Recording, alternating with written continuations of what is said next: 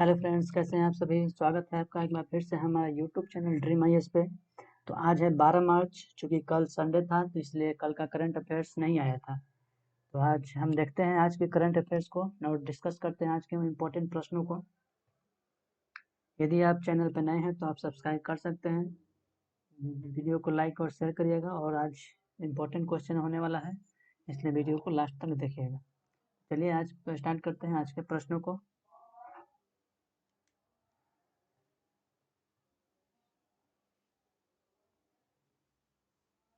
जनजातीय मामलों के मंत्री श्री अर्जुन मुंडा ने ट्राइब्स इंडिया जीआई महोत्सव का उद्घाटन कहाँ किया गया है? तो ये कहाँ किया गया है? इसका उद्घाटन मसूरी में किया गया है, लाल बहादुर शास्त्री अकेडमी में।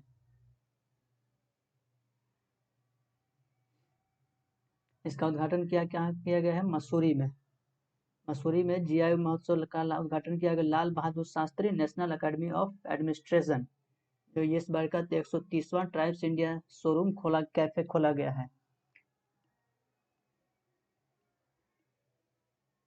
वेलेंड्रिज बिल्डिंग में, इसके जो नियर लवासना जो आईएएस एकेडमी है, जहाँ पे इसके नज़दीक में खोला गया है। इसमें जीआई टैग उत्पादों की एक प्रदर्शनी है जो 40 से अधिक जीआई टैग पंजीकृत इसमें किया गया है। ये ट्राइब्स इंडिया जीआई महोत्सव है। ये भारत का अतुल्य निधि जीआई टैग है, जिसमें इसके अवसर पर श्री अर्जुन मुंडा ने मसूरी भवन के पास वेलिज बिल्डिंग में 130वें ट्राइब्स इंडिया शोरूम कैफे का उद्घाटन किया है।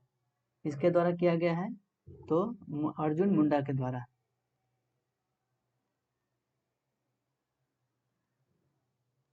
अर्जुन मुंडा के द्वारा किया गया है। अर्जुन मुंडा कौन है? ट्राइब्स जनजातीय मंत्रालय है।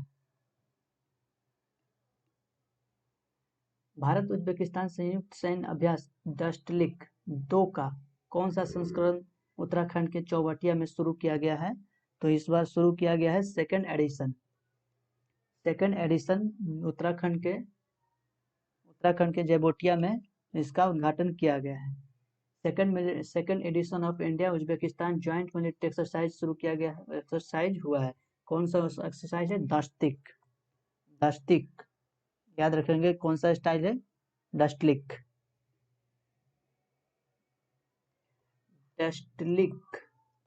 यही एग्जाम में आपसे पूछा जाएगा कौन सा भारत और उज्बेकिस्तान के बीच कौन सा सैन्य अभ्यास किया गया है? तो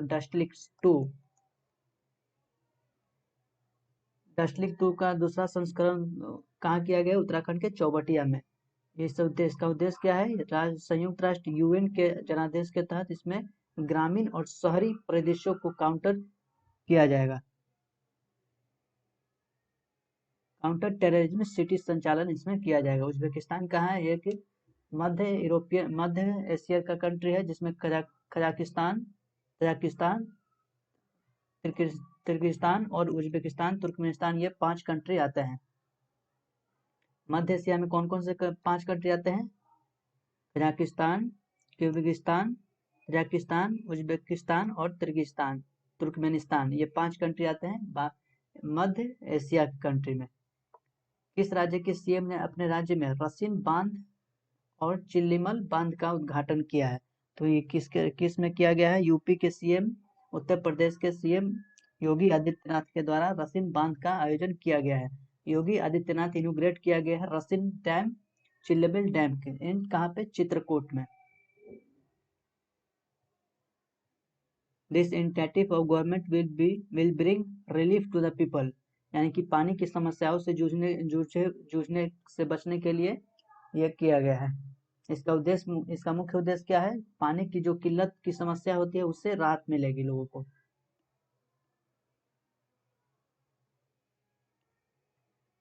आदित्यनाथ योगी ने 2018 में रसिन बांध को प्रधानमंत्री सिंचाई परियोजना में इससे शामिल किया था।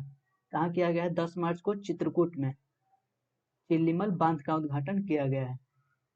रसिन बांध का परियोजना एक जल स्रोत है जो कि बाणगंगा नदी पर किया गया है। इसका 2003 में इसकी शुरुआत की गई थी। इसमें कुल लागत 17.2462 करोड़ रुपया आने वाला है। वही इसकी लागत रिवाइज लागत क्या है 140.20 करोड़। अभी तक इसमें 120.9120 खर्च हो चुका है। इससे कितने 17 गांव को इसमें फायदा होने वाला है, जिसके तहत रसिन, सुंदीनपुर, दुबटिया, तरसुमा, पाटा पूर्व, भड़िहाई, महावेदन, मलखुपुरवा, तरमरा, इस तरह के शाहजादपुर, इस तरह के जो 17 गांव हैं उसको इससे की लाभ मिलने वाला है। वही उत्तर प्रदेश, जिसकी राजधानी लखनऊ है, आनंदीबेन पटेल गवर्नर, सीएम योगी आदित्यनाथ यहाँ के चीफ मिनिस्टर है, और 80 यहाँ के सबसे ज्यादा लोकसभा में सीट है। वहीं राज्यसभा में 31 सीट है, विधानसभा में 404, और ये द्विसदनीय है। द्विसदनीय है ये, यानी कि यहाँ पे विधानसभा और विधान परिषद दोनों है। इससे विधान परिषद में 100 है, 100 सीट है। वही national park, Dudhwa national park यहाँ की प्रमुख है। एक्सेलरेटर बेंगलुरु इनिशिएटिव कहाँ लॉन्च किया गया है? इनिशिएटिव तो जाहिर सी बात है ये कर्नाटक में लॉन्च किया जाएगा। लॉन्च हुआ है accelerator Bengaluru to support women honoured micro business launch, यानी कि महिलाओं के द्वारा जो छोटे छोटे काम किया जाता है उसको बढ़ाने के लिए, उसको सपोर्ट करने के लिए सीएम येदियुरप्पा के द्वारा ये सपोर्ट किया गया है महिलाओं को खास करके। ये 8 मार्च 2021 को बजट पेश किया गया, जिसमें उन्होंने के द्वारा कहा गया है कि महिला केंद्रित कार्यक्रमों के लिए 37,188 करोड़ रुपए इसमें प्रदान दिया जाएगा। यानी कि जो महिलाएं हैं, महिला सूक्ष्म बिजनेस करती हैं, जो भी काम करती है, जो छोटे व्यवसाय होते हैं, उनको प्रोत्साहित करने के लिए 37,188 करोड़ रुपए का प्रदान किया गया है। ये एक 6 महीने का एक्सेलरेटर प्रोग्राम है, जिसमें महिलाओं को अपना समर्थन प्रदान किया जाएगा, ताकि महिलाओं के स्वामित्व वाले सूक्ष्म व्यवसाय को स्केलिंग में मदद मिलेगी।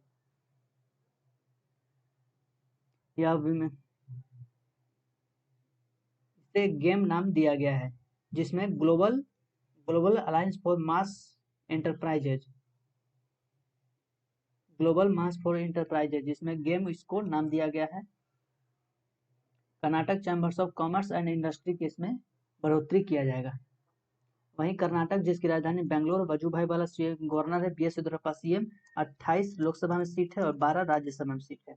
वहीं 224 यहाँ की विधानसभा और 75 विधान परिषद है। यहाँ भी क्या है? द्विसदनीय है। यहाँ भी क्या है? द्विसदनीय है, पंचायती राज है, जिसमें यहाँ पे भी विधानसभा और विधान परिषद दोनों है। नेशनल पार्क, यहाँ पे नेशनल पार्क की बात करें तो अंशी, बांदीपुर, बन्नेरघट्ट, कुद्रेमुखी और नागरहोल यहाँ के प्रमुख नेशनल पार्क प्रमुख है। वर्ष 2021 के लिए संयुक्त राष्ट्र के बाहरी लेखा परीक्षकों के पैनल के अध्यक्ष के रूप में किसे फिर से नियुक्त किया गया है? तो फिर से किसे नियुक्त किया गया है? गिरीश चंद्र मुर्मू को एक बार फिर से नियुक्त किया गया है एक्सटर्नल ऑडिटर को अगेन, यानी कि ये पहले ये क्या थे? एक कैग के अध्यक्ष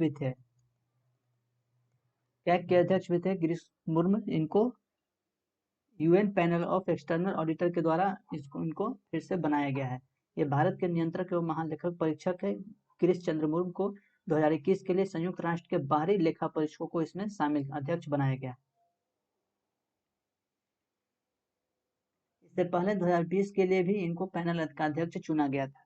इसमें ये क्या करेंगे? इसको इनके द्वारा क्या किया जाएगा? इसमें लगभग 13 देश, इसके अलावा वर्तमान में इसमें 13 देश के शामिल है, जो कि जिसमें भारत, जर्मनी, चिली, चीन, United Kingdom, France, Philippines, Switzerland, Italy, Ghana, Indonesia, Canada और रूस इसमें शामिल है। बाहरी लेखा परीक्षकों के पैनल की स्थापना कब हुई थी? इसका हुई थी संयुक्त राष्ट्र महासभा ने 1959 में एक विशिष्ट मंच के रूप में इसको तैयार किया गया था।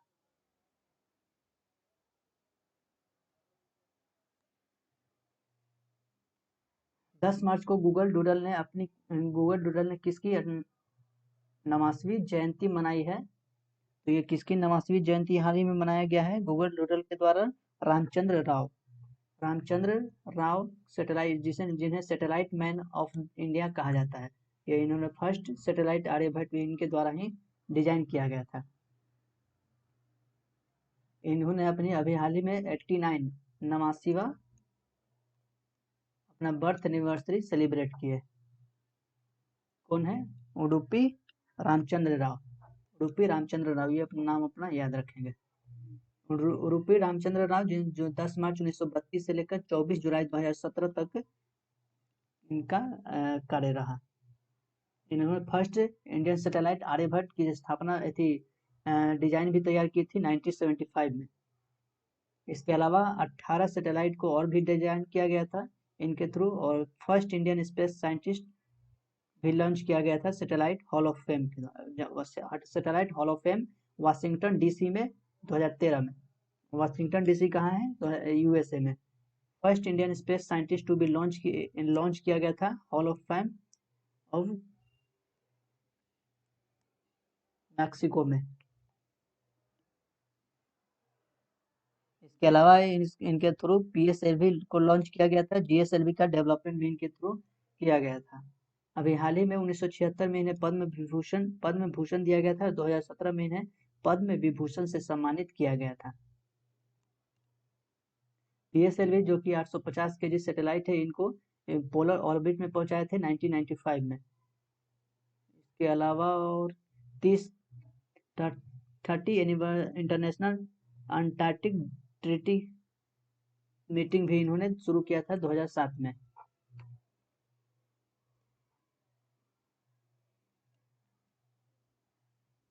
इंडियन स्पेस रिसर्च ऑर्गेनाइजेशन के इन्होंने चेयरमैन भी रह चुके हैं। तो ये आप यह तथ्य याद रखेंगे। कौन सा हवाई अड्डा उत्तर प्रदेश का 8वां हवाई अड्डा बन गया है? तो बरेली हवाई अड्डा अभी तीसरा अंतर्राष्ट्रीय हवाई अड्डा बन गया है, जिसमें इस बार क्या किया गया है कि इसमें पहली फ्लाइट में सभी महिलाओं को शामिल किया गया है। यानी कि जो भी इसमें स्टाफ हो गए फ्लाइट में सभी महिलाएं ही थी। यानी कि स्टाफ से लेकर पायलट तक सभी यहाँ पे महिलाओं को इसमें शामिल किया गया था। इसके अलावा लखनऊ, वाराणसी, आगरा, गोरखपुर, कानपुर, प्रयागराज और हिंडन के बाद ये बरेली उत्तर प्रदेश में संचालित 8वां एयरपोर्ट है। सॉरी, तीसरा नहीं है, 8वां एयरपोर्ट है। कौन सा एयरपोर्ट है? 8वां एयरपोर्ट है, जो कि इंटरनेशनल एयरपोर्ट बनाया गया है। उड़ान के थ्रू ये उड़ान को हरी झंडी दिखाकर इस रवाना किए। उड़ान का मतलब होता है पूरे देश का आम नागरिक। इनको केंद्रीय नागरिक उड्डयन मंत्री हरदीप सिंह पुरी के द्वारा 8 मार्च 2021 को अपग्रेड किया गया है। ये बरेली एयरपोर्ट से दिल्ली के लिए पहली उड़ान भरी थी। इसके अलावा उद्घाटन उड़ान में संपूर्ण इसमें महिला क्रू थी, यानी कि सभी इसमें महिलाएं थी। फ्लाइट एयरपोर्ट्स में स्टाफ से लेकर पायलट तक। बरेली उड़ान स्कीम के तहत इसमें संचालित होने वाला 56वां हवाई अड्डा बन गया है। ये अर्जुन सहायक सिंचाई परियोजना किस राज्य में शुरू किया जाएगा? तो ये अर्जुन सहायक सिंचाई परियोजना उत्तर प्रदेश में शुरू किया जाएगा। इंटीग्रेशन विथ प्योर शुद्ध पानी drinking water and integration facility के थ्रू अर्जुन सहायक इंटीग्रेशन प्रोजेक्ट लॉन्च किया गया है, सिर्फ खासकर किसानों के लिए, जिसमें 1.5 लाख किसानों को लाभ मिलेगा। कहाँ पर? हमीरपुर, बांदा और मोहबा में हमीरपुर, बांदा और मोहबा में 1.5 लाख किसानों को इससे मुहैया कराया जाएगा, लाभ प्रदान किया जाएगा। वहीं अर्जुन सहायक सिंचाई परियोजना को पूरा कर उत्तर प्रदेश में ये 2 महीने से शुरू किया जाएगा। इसका उद्घाटन प्रधानमंत्री के द्वारा करेंगे। ये योगी आदित्यनाथ के द्वारा 11 मार्च को घोषणा किया गया। इसमें ये धसान नदी, ये आपसे एग्जाम में बहुत इंपॉर्टेंट होने वाला है। ये एग्जाम में आपसे जरूर पूछा जाएगा कि रिवर कौन सी नदी पे अर्जुन सहायक सिंचाई परियोजना शुरू किया जाएगा? तो धसान नदी पे ये बनाया जा रहा है। इसमें लगभग 2600 करोड़ रुपए की परियोजना लागत आने वाली है, जिसमें बांदा, महोब और हमीर में के 168 गांव के 1.5 लाख किसानों को इसमें सुविधा मिलेगी। इस परियोजना के तहत 15,000 हेक्टेयर क्षेत्र की सिंचाई की सुविधा भी उपलब्ध कराई जाएगी। इसके अलावा धशान नदी की बात करें तो यह नदी बेतवा नदी की एक दाहिनी तट सहायक नदी है। ये बेतवा नदी की सहायक नदी है। ये मध्य प्रदेश के रायसेन जिले से ये शुरू होता है। इसके अलावा उत्तर प्रदेश के ललितपुर जिले के साथ दक्षिण पूर्वी सीमा भी बनाती है। Asset reconstruction company India limited के एमडी और सीईओ के रूप में किसे नियुक्त किया गया है? तो ये पल्लव महापात्रा को अभी आर्किक सीईओ नियुक्त किया गया है। Farmer central bank of India के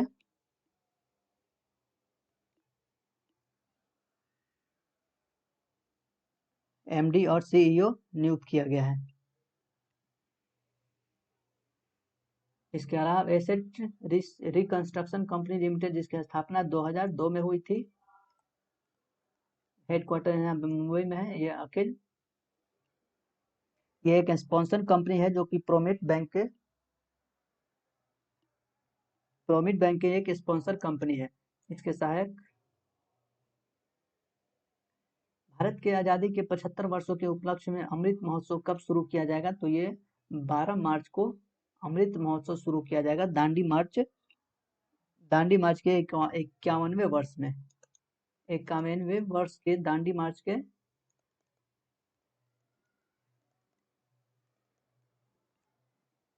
रूप में ये अभय घाट से ये शुरू होगा तक, जो कि साबरमती तक चलने वाला है। प्रधानमंत्री मोदी के द्वारा 10 मार्च 2021 को जनप्रतिनिधियों से अमृत महोत्सव में भाग लेने का आग्रह भी किया है। इसके अलावा भारत की आज़ादी के 75 साल पूरे होने के उपलक्ष्य में भी ये अमृत महोत्सव 12 मार्च को शुरू होगा। इसकी शुरुआत गुजरात के साबरमती से होगी। ये 75 हफ्तों तक इसका आयोजन होने वाला है।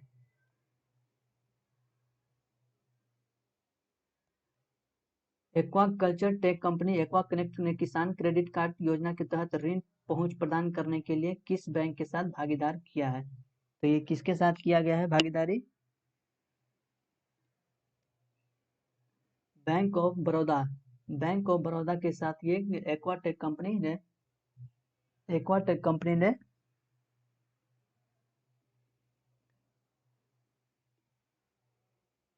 साझेदारी किया है।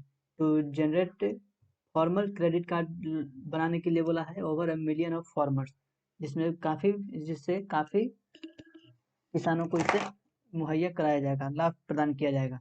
इस बैंक ऑफ बड़ौदा के तहत 16 लाख एक्वाकल्चर किसानों को पहुंच प्रदान करेगा।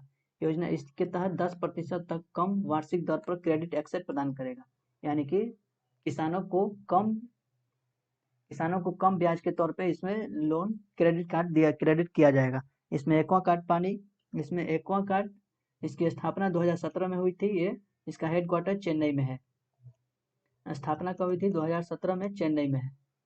इसके थ्रू ये एक्वा कनेक्ट पानी के साथ ये मछली पालन के सलाह देती है और फाइनेंस भी करती है।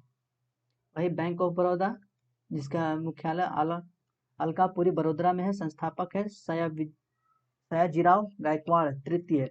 इसकी स्थापना 20 जुलाई 1908 को इसकी स्थापना हुई थी। मालिक इसके भारत सरकार के थ्रू ये होता है, जिसमें 71.60% हिस्सेदार है। ऑनर है भारत सरकार। वही किसान क्रेडिट कार्ड इसके लॉन्च किया गया था 1998 में। एग्रीकल्चर से संबंधित है, जिसमें ये मिनिस्ट्री ऑफ फाइनेंस के अंदर आता है। ये आरवी गुप्ता समिति की सिफारिशों पर यह बनाया गया था।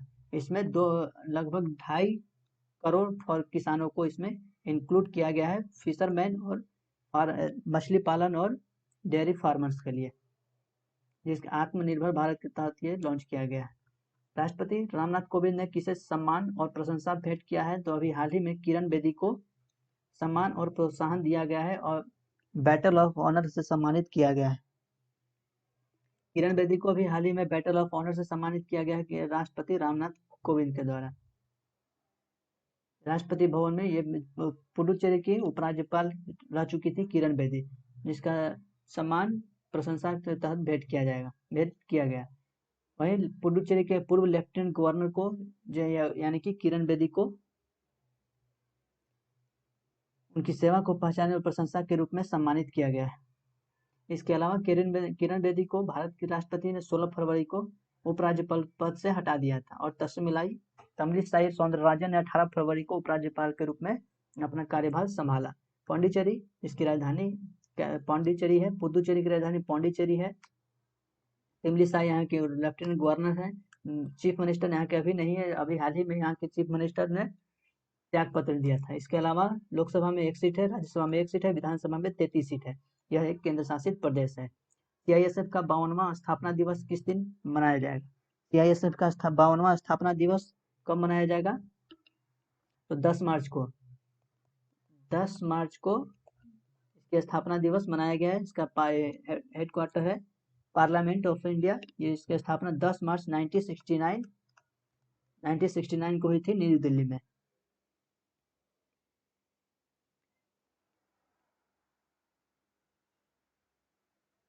ये औद्योगिकरण और एयरपोर्ट की सिक्योरिटी के लिए खास तौर से ये किया जाता है। ये इसमें Amit Shah union home minister के अंतर्गत किया जाता है, मिनिस्ट्री ऑफ होम मिनिस्टर्स के थ्रू किया जाता है।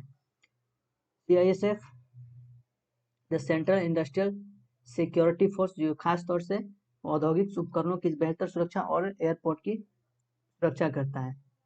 ये हर साल 10 मार्च को मनाया जाता है। इस बार का 52वां स्थापना दिवस है। इसका मुख्य उद्देश्य होता है निजी क्षेत्र और एयरपोर्ट की रक्षा करना। इसके अलावा सीआईएसएफ 10 मार्च 1969 को भारत के संसद के द्वारा एक अधिनियम के तहत किया गया था, जिस 15 जून 1983 को यह पारित किया और संसद में एक सशस्त्र बल बनाया गया। सीआईएसएफ में अभी फिलहाल में 12 रिजर्व बटालियन है और 8 ट्रेनिंग इंस्टीट्यूट भी शामिल है। इसके अलावा किस भारतीय क्रिकेटर ने फरवरी के लिए ICC player of month award जीता है?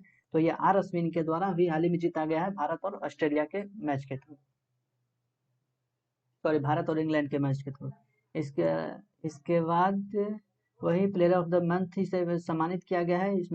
इसके अलावा इंग्लैंड के जो सलामी बल्लेबाज हैं ब्यूमॉन्ट को भी आईसीसी महिला प्लेयर ऑफ द मुकाबला जीता है। अश्विन ने ये उपलब्धि कप्तान जो रूट को और वेस्ट इंडीज के कायल मेयर्स को हराकर यह पुरस्कार जीता है। द फ्रंटियर गांधी मेरा जीवन संघर्ष और द फ्रंटियर गांधी मेरा जीवन और संघर्ष किसके जीवन की आत्मकथा है? तो ये खान अब्दुल गफार खान, जिसे फ्रंटियर गांधी और सीमांत गांधी के नाम से भी जाना जाता है। अभी हाल ही में अपनी ये ऑटोबायोग्राफी जो इंग्लिश में इनको अनुवाद किया गया है, अभी हाल ही में इनकी आत्मकथा को अंग्रेजी में अनुवाद किया गया है। किसके थ्रू अनुवाद किया गया है? ये पाकिस्तान के सिविल सर्वेंट ऑफ लेखक इम्तियाज अहमद के द्वारा भी अनुवाद इसका इंग्लिश में किया गया है। फ्रंटियर गांधी को सीमांत गांधी के नाम से भी जाना जाता है। 8 मार्च को पब्लिश किया गया है, हाउस रोली बुक्स द्वारा इसमें प्रकाशित किया गया है। खान अब्दुल गफार खान का बात करें तो ये एक पुस्तक का प्राध्यापक इतिहासकार है, जिन्होंने राजा मोहन गांधी और गांधी के पोते ने लिखा है, और यह पुस्तक मूल रूप से 1983 में प्रकाशित हुई थी। खान अब्दुल गफार खान, जिन्हें बादशाह खान और फकर ए अफगान के नाम से भी जाना जाता था, भारत के उत्तर पश्चिम सीमांत प्रांत के उत्तमनजाई में हुआ था इनका जन्म। वहीं यह महात्मा गांधी के करीबी सहयोगी में से एक थे। इसके अलावा 1930 से 47 तक खुदाई खिदमतगार का नेतृत्व भी किया, यानी कि ईश्वर के सेवक के रूप में इन्होंने नेतृत्व भी किया। खिदमतगार एक आंदोलन है जिसका अर्थ होता है ईश्वर के सेवक, जिनका आंदोलन इन्होंने किया था। गफार खान की किताब यह आजादी के आंदोलन के जीवक घटनाओं के सामने व्यतीत को लाता है। तो ये थे आज के 15 क्वेश्चन जो आपने अच्छे से डिस्कस किया। मैं उम्मीद है आपको बेहतर समझ में आया होगा। तो वीडियो को लाइक और शेयर जरूर कीजिएगा। चैनल पर नए हैं तो सब्सक्राइब कीजिएगा। और यदि कोई शिकायत है तो आप हमें कमेंट कर सकते हैं, नहीं तो थोड़ा सा वेट करिएगा तो हम अगले वीडियो में फिर आएंगे। तब तक के लिए जय हिंद।